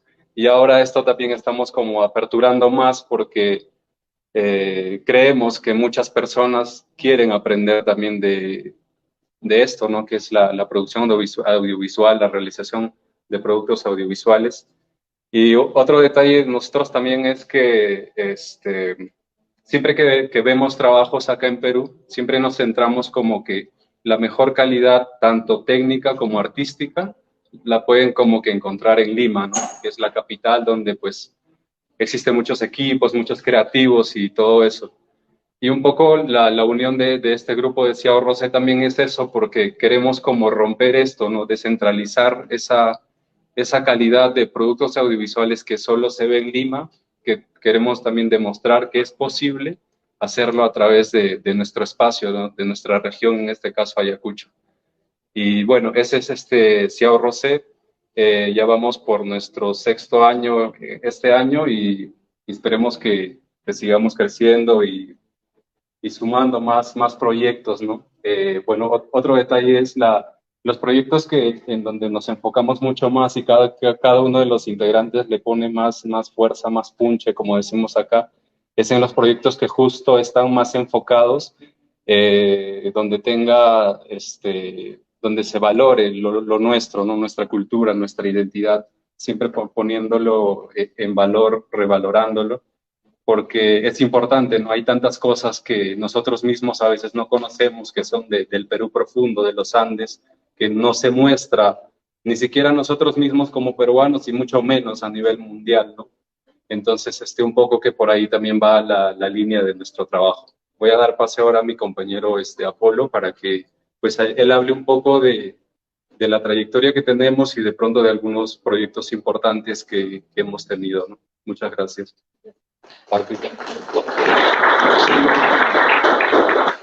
Antes de eso, tenemos como un video resumen de justo de quiénes somos.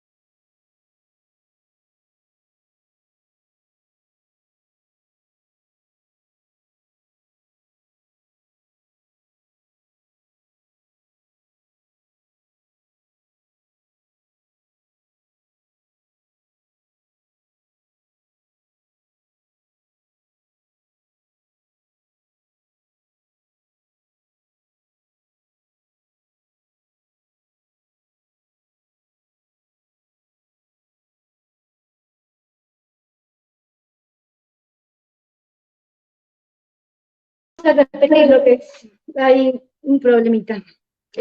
Pues, bueno, queremos resaltar el trabajo de Chao Rosé. Los conocemos hace un par de años y pues muy contentos porque sentimos que ellos captan el color, la vivencia, la realidad de lo que se vive aquí en los Andes, ¿no? Una cosa que no estábamos acostumbrados a ver y menos aún en la calidad de sus imágenes. ¿Lo vas a poner otra vez? Bien, ya está.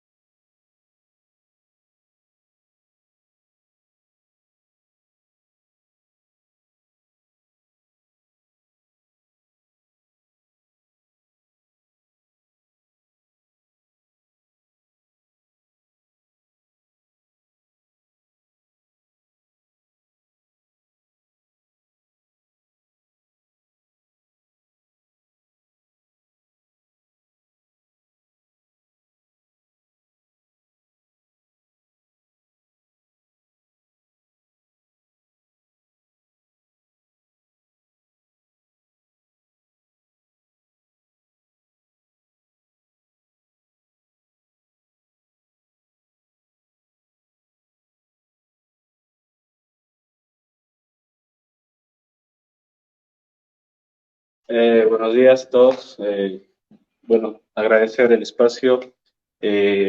Ahora por parte de todo el equipo, como decía Juan Carlos, somos un equipo con base de tal vez 4 personas que van buscando esto, pero de por sí tenemos muchas personas que van sumándose como ustedes, que van apoyando como que esto evolucione, ¿no? Ahora vimos un poquito del video que tal vez trata de explicar de quiénes somos, porque al final Stars Lab, un poco como que habla de ciencia, tecnología, arte, y nosotros como para poder hacer pues estos proyectos hemos tenido que crear nuestros propios procesos, ¿sí?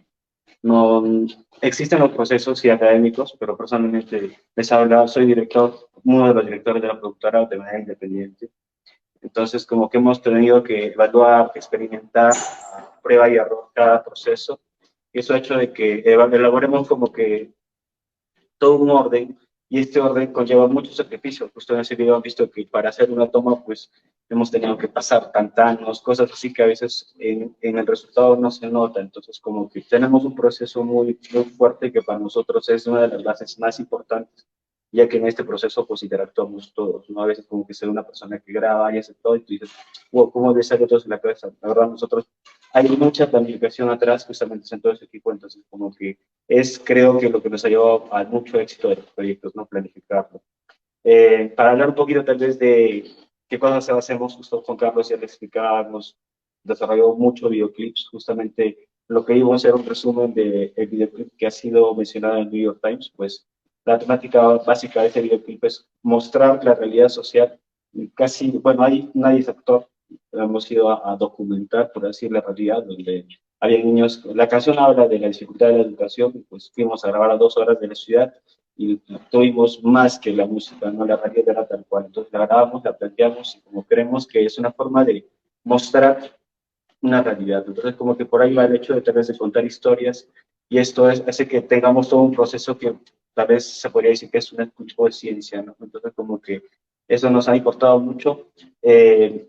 después de los videoclips, como que hemos empezado a desarrollar otras formas de contar. Empezamos un poco de publicidad, que ya tiene un estándar mucho más exacto, ya que tienen una historia, un take muy fijo, un público muy exacto. Entonces, como que entendimos un poco también de cómo trabaja la comunicación, lo que es horizontal. Un poco como que uno no puede hablar por sí, porque a veces si no se entiende, pues no se llama comunicar. Fuera de eso, del tema medio publicitario, dijimos, podemos hacer medios que sirvan a nuestro propio espacio. Entonces ahí fue donde iniciamos los documentales. Y empezamos como que a absorber historias, ya que ahí no planificamos como los videoclips, pues, a absorber historias y ver qué contamos de ellos, ¿no? Entonces como que es un proceso que de por sí a nosotros nos va enseñando a cada trabajo, creo, y eso hace que nos demos cuenta de que este proceso que hemos ido teniendo a través de los años nos como que nos fortalezca en cuanto a veces la decisión, el hecho de considerarse que uno puede ser algo competente, porque muchas veces por estar en provincia pues se cree que no podemos, no nos van a ver, no nos van a llamar. Entonces como que eso nos ha fortalecido mucho y actualmente pues estamos desarrollando ya el otro director del coproductor que Silvio ha escrito una película que estamos empezando ya a producirla, rescata mucho todos los conceptos que estamos trabajando, entonces sería un poquito de lo que venimos haciendo. De no, tal vez para cerrar antes, hay un video un poco resumen de lo que hemos hecho, es decir, agradecer esto.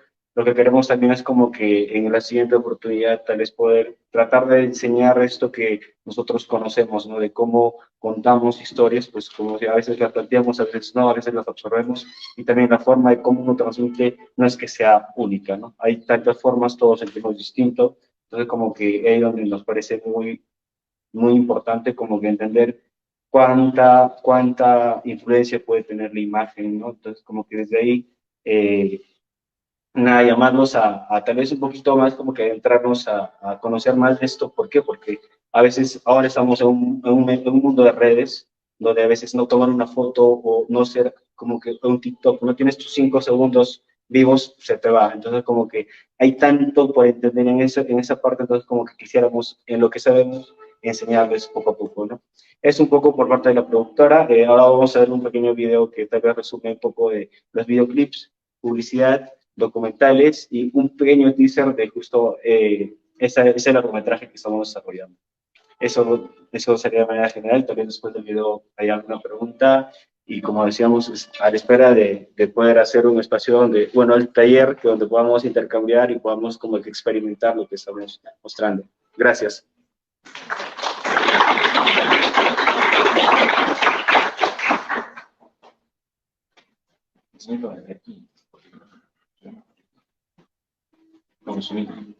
El primer video es un video que estamos a punto de estrenar, es un videoclip hecho por Vietti. Justamente se busca revalorar una gran cultura que se percibe, una gran tradición.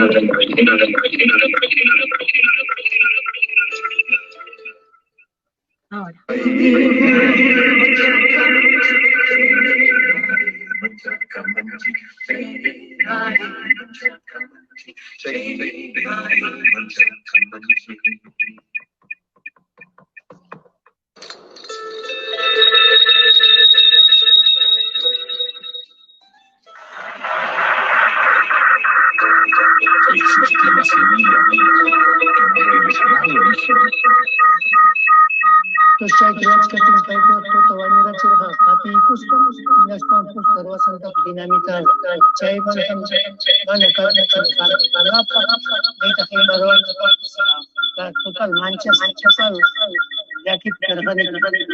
Gracias a Dios, otras comunidades nos han colaborado. Misericordiosamente nos han ayudado.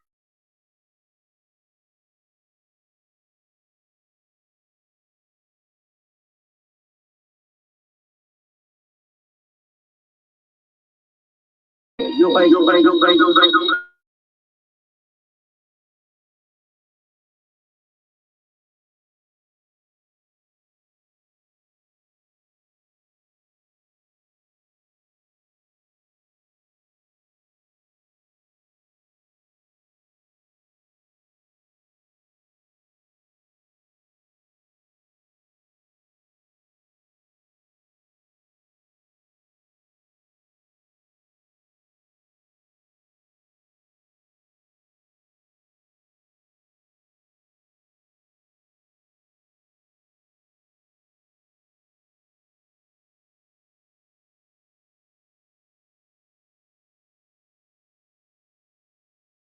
un resumen súper breve. Bueno, tal vez como que igual no se ha visto muy bien tal vez, pero el hecho de igual recordarles de que el poder de la imagen es tan fuerte de que en cuanto podamos tener un poco más de tal vez de relación a qué queremos mostrar, por qué, a quiénes, porque como decía, hay tantas formas de decir las cosas que es bueno como que pensar a quién comunicamos esto, ¿no? Y el hecho de poder conectar con esas historias. Eso sería todo, muchas gracias, agradecer por el espacio a todos y bueno, gracias. Gracias, Charlos. Quería hacer un comentario para los que nos están mirando ahorita. No hemos podido transmitir bien el audio, pero vamos a colgar estos videos posteriormente para que los puedan ver, porque son imágenes muy poderosas, muy hermosas, que salen desde los Andes. Y verdad que los que han estado aquí también hemos visto todo un poco entrecortado. Y mil disculpas por eso, la próxima intentaremos mejorar. Sí. Mientras tenemos una pregunta, un comentario de una de las participantes de Cuyaiki para los chicos de Chao Rosé. ¿Cómo están? Yo, Hamkan y Yanira. Saludos a todos. Bueno, estamos hoy día muy emocionados, cada uno de los que estamos aquí, muy alegres y contentos, agradecidos por la participación de cada uno. Y aquí sabemos pues que se cumple lo que uno de nuestros integrantes ya dijo, ¿no? La comunidad, el apoyo, ese tipo de cultura donde no hay egoísmo, donde todos sabemos que podemos, y nadie es menos ni nadie es más. Ese tipo de cultura somos cada uno de nosotros. Y a veces por el desconocimiento y por el desprecio de lo nuestro, estamos olvidando quiénes somos. Pero ahora creo que con todo lo que está pasando y con la colaboración de cada uno de nosotros, podemos revalorar eso. Y desde este momento seguir y considerar que nosotros, los Shausas, los Chancas, los de esta población también podemos. Y tenemos mucho que compartir a los demás, mucho que rescatar de lo que hemos sido, de lo que somos y de lo que podemos llegar a ser. Así que muy contenta de ser parte también de la familia Cuyaiki y también de que este día está marcando un hito más. ¿Por qué lo digo? Porque estamos juntando la ciencia, estamos juntando la tecnología y lo que ya íbamos haciendo, que era el arte. Mediante la música, muchos de nosotros entendimos y asimilamos que eso que tenemos dentro lo podemos expresar al mundo. Ya ha sido mediante la música. Yo empecé también tocando la flauta, después la guitarra y último me quedé con el violonchelo. Y miren que eso a mí en su momento me ha fortalecido mucho. Y ahora, el conocer mediante la música todo lo que puede transmitirnos, como por ejemplo lo que nos comentaba el Hanan Pacha, que es un video que va a salir editado por Chao Rosé, nos habla de una oración. ¿Qué significa esta oración? Es como una súplica, ¿no? Y profundizar y entender eso y poder transmitirlo mediante un instrumento. Y ese instrumento sea escuchado por todo un auditorio. Y ese auditorio pueda llegar a sentir esa experiencia que nosotros queremos transmitir, es algo maravilloso. Y así que si lo tenemos, sigamos adelante. Qué bueno que aquí se está impulsando la cultura, se está impulsando la tecnología, se está impulsando la ciencia y que cada uno de nosotros somos parte de eso. Así que aplausos para cada uno de ustedes. Gracias. Bueno, muchas gracias. Yo ahora quiero invitar a una persona que admiro mucho también. Él es Rubén Enríquez Condori, él está aquí con nosotros. Él es un creador. Él tuvo una iniciativa muy importante hace años aquí en Jauja, y tal vez con las dificultades que se puedan encontrar trabajando desde aquí, él creó un canal que se llama Quechua Studio. Este canal ha tenido un alcance muy grande, ha llegado a muchas partes del mundo, a tanta gente que está interesada en nuestra cultura, en aprender nuestra lengua, y él también ha hecho muchos estudios de cómo mejorar o cómo enseñar la lengua. Yo lo recomiendo mucho a todos los que queremos aprender y, mejor dicho, recordar, ¿no? Porque nosotros queremos recordar nuestra lengua, porque la hemos perdido, creo que no hace mucho. Aquí está Rubén. Rubén, por favor, si nos puedes explicar sobre tu trabajo. Gracias, Ina, por esa amable presentación. Una vez más me presento. Mi nombre es Rubén Enríquez Condori.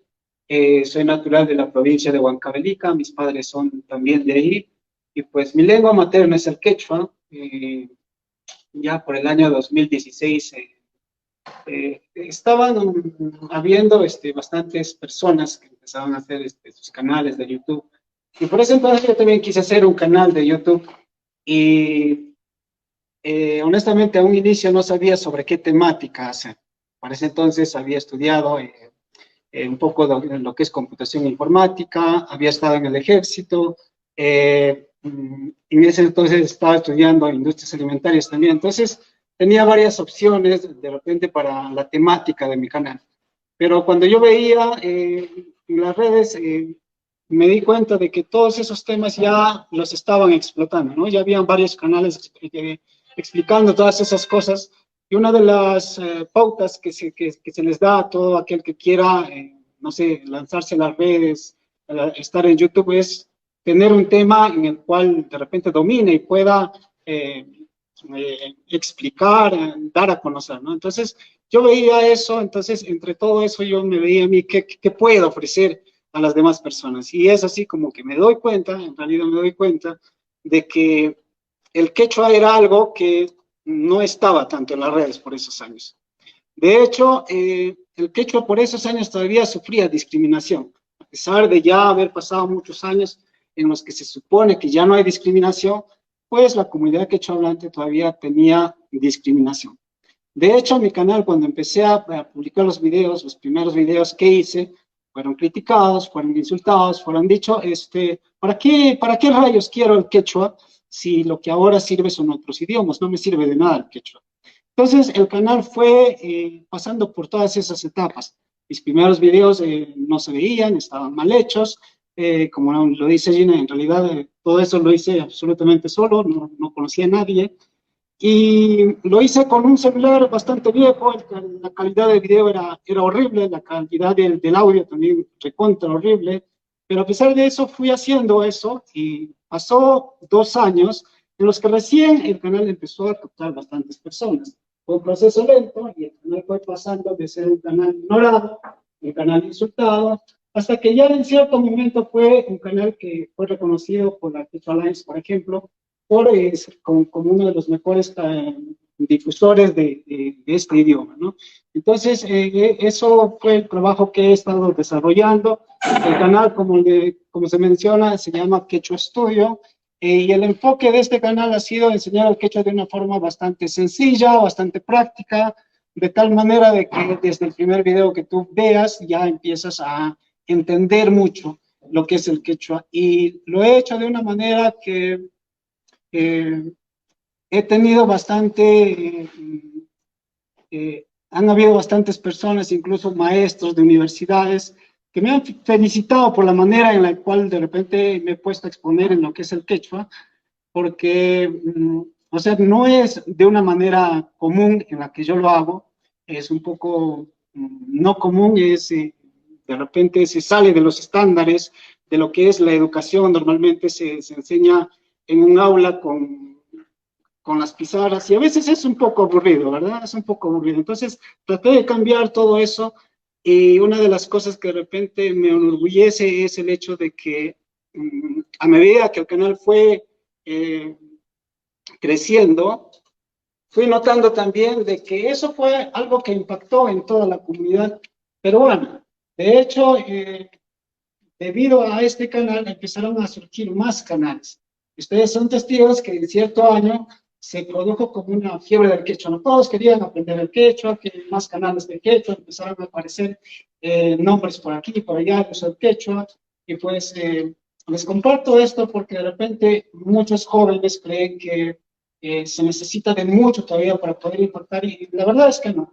Puedes hacer desde lo muy poco que tienes, expones como tú sabes exponer, das a conocer, compartes, no importa si te dicen que está mal, si te critican, continúas y en el proceso vas mejorando. Yo sé que los que ya han expuesto han pasado por estas etapas, ¿no? Hemos escuchado que en cierto momento es difícil, pero la idea es continuar y continuar y continuar.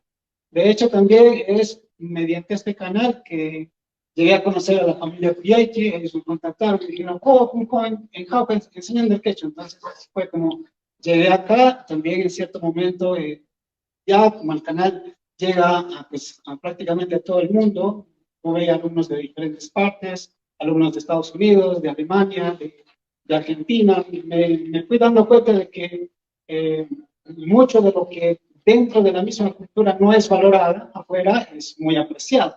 Entonces, también es importante de que nosotros mismos nos veamos a nosotros mismos y recordemos quiénes somos, ¿no? Entonces, quisiera terminar esta presentación enseñándoles la frase Imainayo Kashkanki, quisiera que la repitan conmigo. Imainayo Kashkanki. Una vez más. Esa es una forma de saludar. Normalmente nosotros en el español tenemos, ¿no?, los saludos de buenos días, buenas tardes, buenas noches. Esos saludos se pueden traducir al quechua, sí se pueden traducir. Se han traducido como Añimpuncho, buen día, Añinchisi, buena tarde, Añintuta, buenas noches. Pero el saludo en sí de la misma cultura es Imainaya Pachkanki, que es un saludo que expresa mi preocupación de mí por cómo te sientes tú. Literalmente, Imainaya Pachkanki se traduce como ¿cómo estás? Y eso es lo que se expresa en la cultura quechua, es la manera de saludar de la cultura quechua. Y también la despedida es Tupananchikama. De hecho, aquí nuestro joven Benjamín utilizó esa despedida. A ver, repitan conmigo, Tupananchikama. Exacto, Tupananchikama. ¿Qué significa literalmente hasta la próxima vez que nosotros coincidamos? No hay una despedida de no nos volvemos a ver, sino hasta la próxima vez que nos volvamos a encontrar. Me despido, Tupananchikama. Gracias. Muchas gracias a Rubén, y Rubén también gracias por aceptar hacer este trabajo conmigo de QIAIT Start Labs. Hay un pequeño comentario, una pregunta para Rubén de la audiencia. Un momento. Rubén, me encanta el trabajo que estás haciendo y que pues acá nos acabas de comentar, ¿ya? Los canales por excelencia ahorita, en el momento, son las redes sociales, ¿ya? Entonces, y los canales por excelencia para capacitarse o autocapacitarse. Y dentro de esto es el TikTok para los jóvenes, ¿no? Entonces, no sé si tú ya estás haciendo algún trabajo, pero estos videos cortos que de quechua sería excelente que quizá ya se puedan ir promoviendo dentro de estas redes sociales, ¿no? Eso quería comentarte, Rubén. Sí, gracias. De hecho, el canal de Quechua Studio lo pueden buscar. Está en TikTok, está en Instagram, está en Facebook, todo con el mismo nombre. De hecho, también siempre que de repente, como un consejo para todos aquellos que quieran iniciar esto de las redes, siempre busquen un nombre que pueda ser explotado en todas las redes, ¿no? A veces tienes un nombre que solamente puedes de repente en el Gmail y te das cuenta que en el Facebook ya está, alguien más ya lo tiene, ¿no? Entonces haces esa investigación de tal manera que un solo nombre puedas aplicarlo a todos los lugares. Muchas gracias.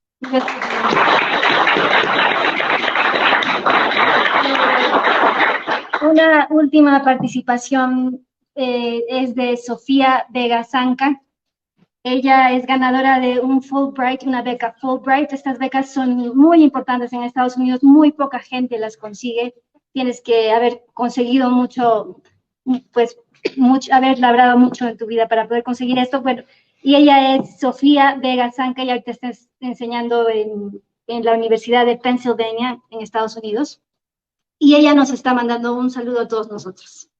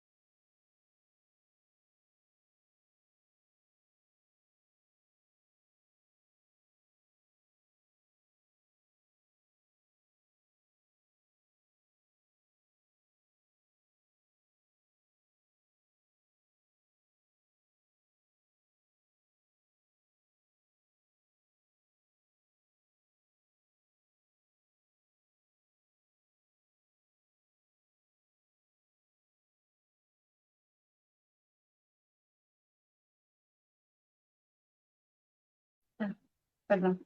Muchas gracias. El sonido no llegó a transmitirse por internet. Como les dijimos, colgaremos los videos luego. Bueno, yo creo que hemos terminado. Voy a presentarme muy corto y a mi hermano José aquí. Yo, como les dije, yo estudié informática y me dediqué en mi carrera a trabajar en el diseño gráfico. Hice sobre todo trabajos de empaque, diseño web, UX, que es User Experience, la experiencia de usuario. Y bueno, a la par hemos siempre estado trabajando en Kuyaiki con la música, componiendo. Perdón, ¿qué? Bueno, y eso, entonces acá José también también quiero que se vea un poco, se presente un poco. Él también es informático, acabó su doctorado en informática. Bueno, nada más que agradecerles a todos su participación. Porque habla aquí, soy doctor en computación en la Universidad Florida Atlantic. Ahora estoy trabajando para creo que él mencionó que uno de los que auspicia muchos de los proyectos, la National Science Foundation, que trata de que Estados Unidos esté al frente de la tecnología. En este momento estoy hablando de manera personal, tengo que decir siempre eso. Pero emocionado de ver realmente cómo todo esto se liga, ¿no? Por ejemplo, acá hemos trabajado y en la parte de la aplicación ya hemos trabajado con Rubén, como ya vieron también que ya trabajamos con Benjamín, acá también acaba de llegar el dentista Julio Pineda, que también es el que ha participado, y son gente, y también acá mi primo Ruli Belsusarri, su esposa, mi comadrita Eliana Rivera, también ellos, cuando yo ese tiempo yo no estaba trabajando y me preocupé cómo él había financiado la primera parte, Julio, y me acuerdo que dije que pasó algo porque estaban haciendo las pruebas y se quemó el circuito. Y ¿qué hago? Contacté a Lili, y Lili me dijo, no te preocupes. Y encontramos las piezas. Entonces es algo muy bonito, me parece, no solamente consumir tecnología, ¿no?, sino ser parte creativa y ver cómo funciona, porque es fácil comprar un termómetro, pero no te das cuenta cómo funciona. Y también, por lo menos para mí también fue interesante aventurarme en cómo organizar el proyecto, ¿no? De otra manera también, como le estaba mencionando ya a los muchachos de Charros, sé que les pido disculpas los problemas técnicos que hemos tenido hoy día, que la Academia Nacional del Oscar, ¿no? Se le da, hay un premio específico para la ciencia, porque muchas de las cosas que ellos son proyectos científicos que tienen que hacer para llevar a cabo las magníficas producciones que tienen.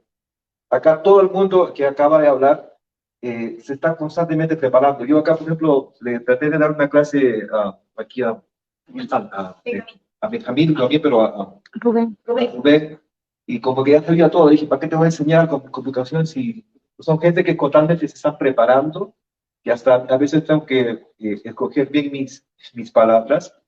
Y de la misma manera, como muchos de Charros saben cómo funciona desde los drones, preparan cómo conducirlos, preparan cómo funciona cada tipo de cámara. Todo requiere mucha preparación, que a veces uno puede pensar, esa vaina es como muy artística, es algo muy que para solamente deleitarse, pero no, todo este proceso, ¿no? Mi papá siempre habla de la misma cuerda, ¿no? Cómo está la tensión que tiene.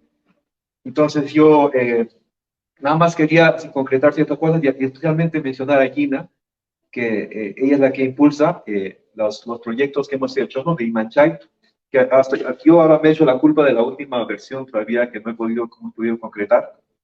Que ella siempre, me acuerdo desde chiquita, cuando la primera vez que sería el 90, voy a decir así, el 94, 93, no podíamos instalar el Netscape. Y estábamos, ¿cómo vamos a hacer? Traté. Y fue un rato y lo instaló. Luego también, el problema de la informática y las ciencias es que hay mucho machismo, ¿no? Hay que decirlo. Entonces aplaudo aquí a mi hermana siempre que haya podido acabar, porque yo me acuerdo las tonterías que los profesores decían después de cada clase, y en un país desarrollado como los Estados Unidos. Entonces es bueno que las niñas no tengan miedo de las matemáticas, es para todos, ¿no? Que a veces los profesores, como son hombres, enseñan para los hombres. Entonces es bueno no asustarse. no es bueno también ahora también aventurarse, como dice, hay muchas clases por internet, y acá todos creo que están dispuestos. A mí me ha encantado lo que ha hecho Heidi, ahora la vamos a fastidiar, para hacer uno que otro proyecto con las niñas de acá, porque verdad, a veces creo que como yo soy hombre, se asustan y también piensan que es interesante, como que llegan a 3 niñas, y que bien, llega un muchacho y como que se les baja la autoestima inmediato. Es algo que tenemos que también tener mucho cuidado, ¿no? Por eso es que hay tan poca participación de mujeres. Así que nada, muy alegre de participar aquí, y que realmente espero que podamos hacer muchos más proyectos, ¿no? Donde participen todos ustedes, y que como he visto, yo he visto que la persona que trabaja en Twitter, que creo que no han entendido bien lo que hace él. Ahorita han escuchado el ChatGPT, ¿no? Que es un programa que tú le dices, escríbeme mi tarea para un nivel de quinto año de media, asegúrate de que incluya ¿cómo se llama? La bibliografía de tal año, ¿no? Y lo escribe, ¿no? Esta persona que acaba de hablar está trabajando en ese tipo de esto de AI, ¿no? De inteligencia artificial, ¿no? Entonces, todo lo que estamos hablando, nada más, yo estoy muy emocionado de estar aquí, y que Gina haya podido conseguir a alguien que está estudiando los neutrinos, ¿no? Es algo muy emocionante. Nada más acabar y agradecer a todos los que han participado. Me gustaría, sí. Sí, Rubén va a mencionar sobre qué proyectos tenemos a futuro, para que todos estemos enterados, y todos los que vamos a participar, los que queremos apoyar, pues, Rubén. Sí, como próximos proyectos, de repente tenemos programado un aproximado entre el 20 y el 31 de julio, lo que es QX Startups Conference, en las que ya los participantes y otros invitados van a estar dando de repente una charla, una clase, algo para que nosotros ya vayamos aprendiendo, ¿no? De esa manera, aprender todos de todos y enriquecernos todos, porque cuando uno aprende una cosa, luego aprende otra, luego relaciona esos conocimientos, se expande mucho nuestra mente, nuestro conocimiento, nuestra visión de nuestros conocimientos, de entendernos a nosotros mismos también. Sí, correcto. Y una de las charlas que a nosotros nos emocionó era, pues, reconocer a personajes o a mujeres jaujinas que ahorita están trabajando en informática, que ya conocieron a Heidi, y también está aquí con nosotros Liliana Rivera, ya tenemos para...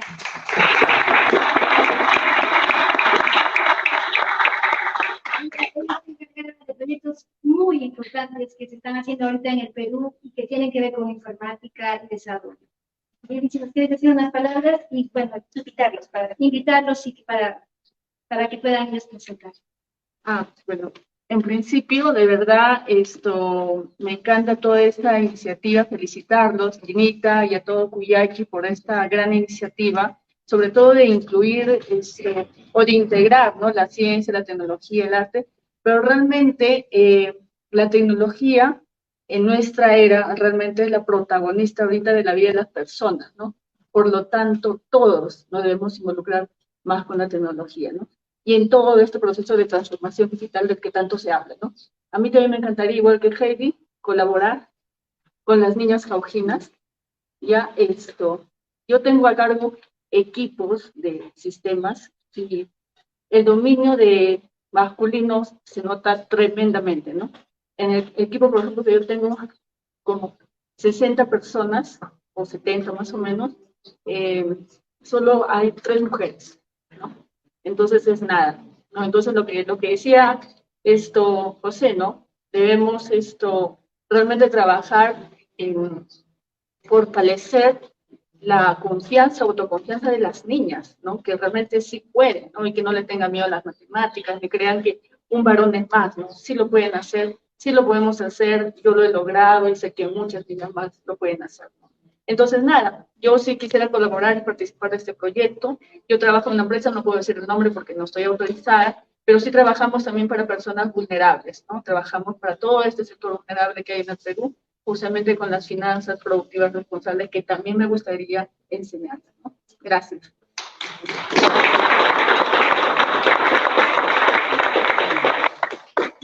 Gracias a todos. vamos a hacer en la última presentación. Esta va a ser a cargo de Charlos. Ellos nos van a dar un taller corto sobre pues la tecnología de video, de contar historias. Adelante.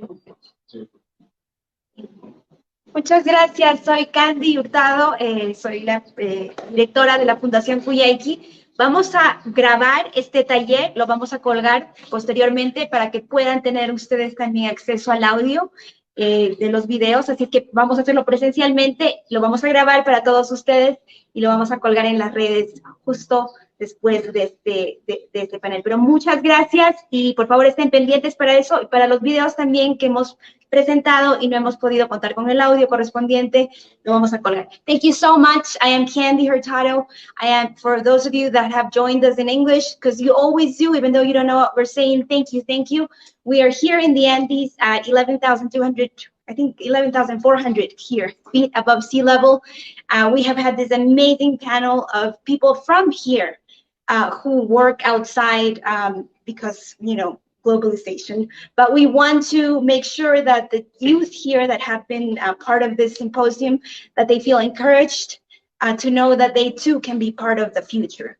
So we will put all the videos that we were unable to hear the audio to during this presentation right after, and we you know, we cannot wait for all of your comments and all of your help as we go through in this new project that Gina has launched with Ruben, Benjamin, Jose, Sofia over in UPenn, Carlos over in Harvard, and everybody else that's here, my cousin here from Spain, and so many others that we know are willing to contribute and that are willing to put yourselves out there to build a world community where we can support the youth here in the Andes. Thank you.